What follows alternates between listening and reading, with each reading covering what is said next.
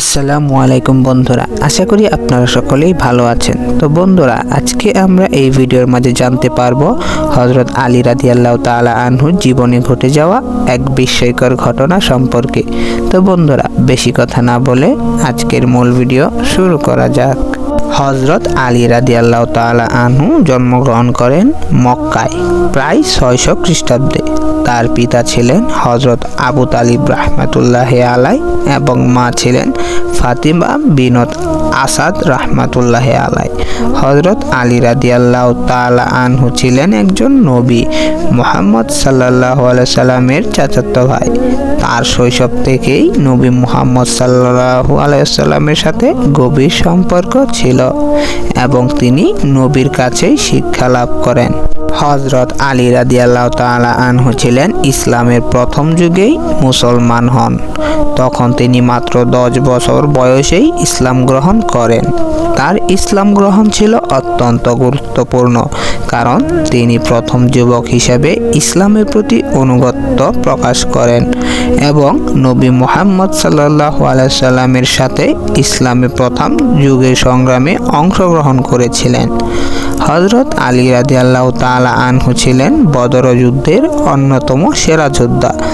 বদর যুদ্ধ যখন ছিল ইসলামিক ইতিহাসের অন্যতম গুরুত্বপূর্ণ যুদ্ধ, যা 624 খ্রিস্টাব্দে অনুষ্ঠিত হয়েছিল। এই যুদ্ধে তিনি অসংখ্য শত্রু সৈন্যকে পরাস্ত করেছিলেন এবং ইসলামিক বাহিনীর জন্য গুরুত্বপূর্ণ ভূমিকাও পালন করেছিলেন। বদর যুদ্ধে তার সাহসিকতা, কৌশল ও যোদ্ধা হিসেবে দক্ষতা তাকে বিশেষভাবে স্মরণীয় করে রেখেছে। আমরা জানি যে উহুদ যুদ্ধ সংঘটিত হয়েছিল 625 খ্রিস্টাব্দে। ইসলামের ইতিহাসে এটি একটি মারাত্মক যুদ্ধ ছিল। এই যুদ্ধে মুসলমানদের পরাজয় ঘটে, কিন্তু হযরত আলী রাদিয়াল্লাহু তাআলা আনহু ছিলেন যাদের সাহস এবং দৃঢ়তা তৎকালীন পরিস্থিতিতে আলোচনার বিষয়। তার নেতৃত্বে মুসলমানরা যুদ্ধের ময়দানে কিছুটা প্রতিরোধ গড়তে সক্ষম হয়েছিল এবং তিনি নিজে প্রায় শতাধিক শত্রু সেনাকে পরাস্ত করেছিলেন। যুদ্ধ শেষে তিনি আহত হন, কিন্তু তার আত্মবিশ্বাস এবং সাহস তাকে কখনোই পরাজিত হতে দেয়নি। হযরত আলী রাদিয়াল্লাহু তাআলা আনহু তার জীবনে সর্বদা ন্যায় বিচার প্রতিষ্ঠায় আগ্রহী ভূমিকা পালন করেছেন। তার শাসনকাল এবং ব্যক্তিগত জীবনে তিনি কখনো মিথ্যা বা অন্যায়কে সহ্য করেননি। তার বিচার ব্যবস্থায় তিনি প্রতিটি মানুষের জন্য সঠিক বিচার দিতে দৃঢ় প্রতিজ্ঞ ছিলেন, তাই তা মুসলমান হোক বা অমুসলিম। তার ন্যায় বিচারকে এক বিখ্যাত কাহিনী হলো, একবার একটি ইহুদি ব্যক্তির কাছে তার অস্ত্র চুরি হয়। যদিও তিনি খলিফা, তবুও তিনি নিজের আদালতে গিয়ে তার বিরুদ্ধে মামলা দাখিল করেন এবং সঠিক বিচার নিশ্চিত করেন। হযরত আলী রাদিয়াল্লাহু তাআলা আনহু 661 খ্রিস্টাব্দে খলিফা হিসেবে শাসন শুরু করেন। তিনি ইসলামের তৃতীয় খলিফা হযরত উসমান রাদিয়াল্লাহু তাআলা আনহু এর শাহাদাতের পর ক্ষমতায় আসেন।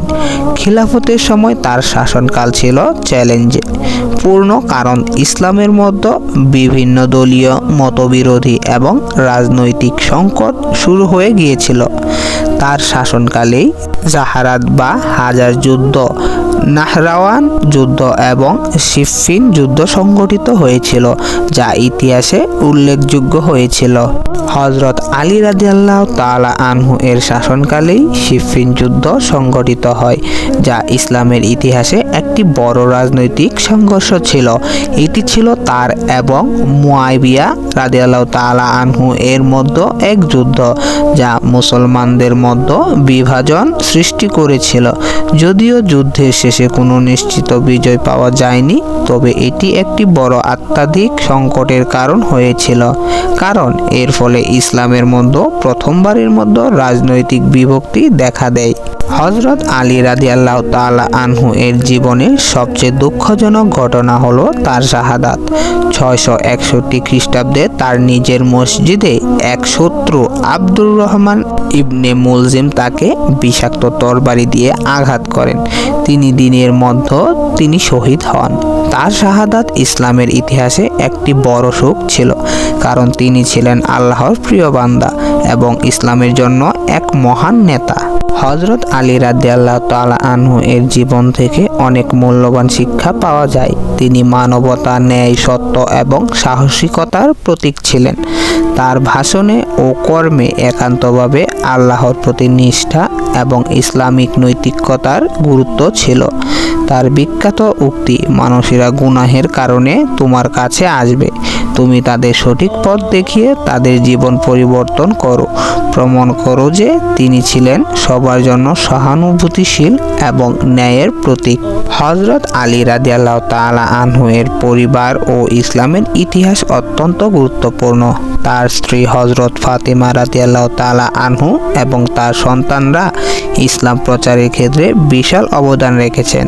তার ছেলে হযরত হাসান রাদিয়াল্লাহু তাআলা আনহু এবং হযরত হুসাইন রাদিয়াল্লাহু তাআলা আনহুর জীবনেও ইসলামের ইতিহাস গুরুত্বপূর্ণ।